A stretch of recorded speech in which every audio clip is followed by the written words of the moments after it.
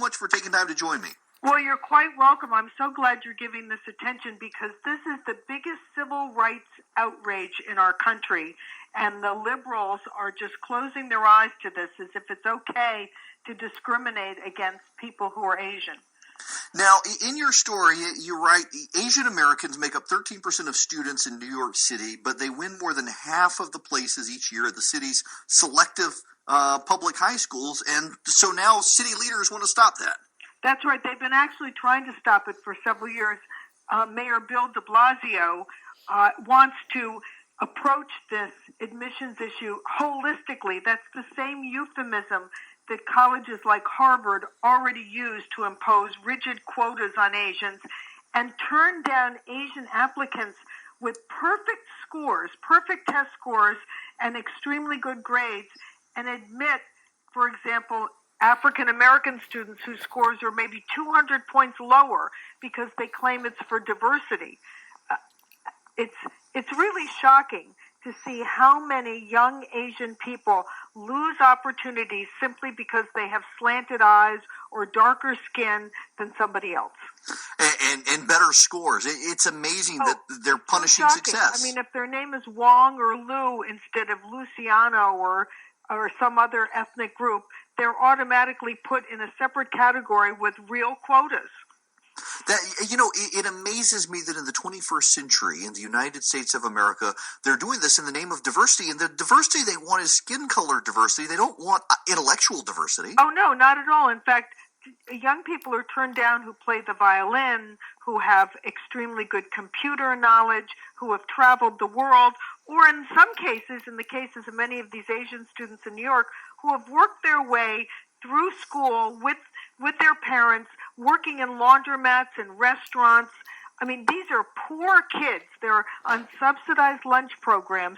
They are the poorest of the poor, and yet they've made it to the top academically through hard work and the participation of their parents. And really, American parents ought to take a page out of the Asian playbook. When you see how successful, how extraordinarily successful these kids are, even from the most disadvantaged backgrounds, it's because their parents oversee their homework and demand that they get good grades and instill in them that old American lesson that the ticket to success is hard work. Well, and I'm glad that you mentioned the income issue because oftentimes Asian parents in this country get stereotyped as being more wealthy than the median income or what have you. And this isn't who we're talking about at all. Not at all. When you look at New York City, we have millions of Asian families studying for these exams, sometimes studying 2 years to take an exam, knowing that admissions to a competitive high school will make the whole difference in their life.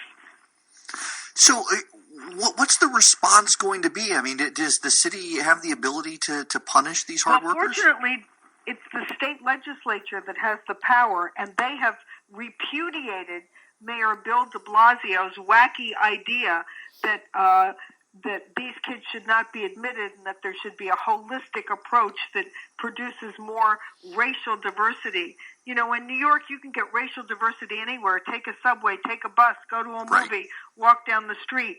But in these competitive high schools, the kind of diversity you have is an enormous assortment of talent among people who have worked hard from all over the world to make it to that chair in that classroom where they know they will have the best learning in America.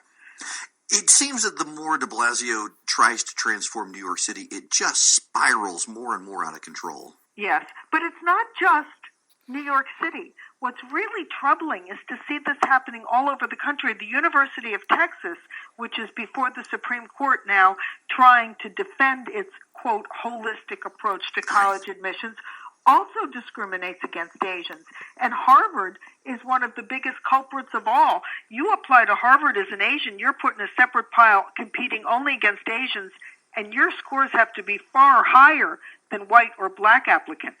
Good grief. You know, it's funny you should use the word holistic because I used to be on a city council, and any time that a Democrat wanted to do something wild and novel, it was always holistic and for the children. Oh,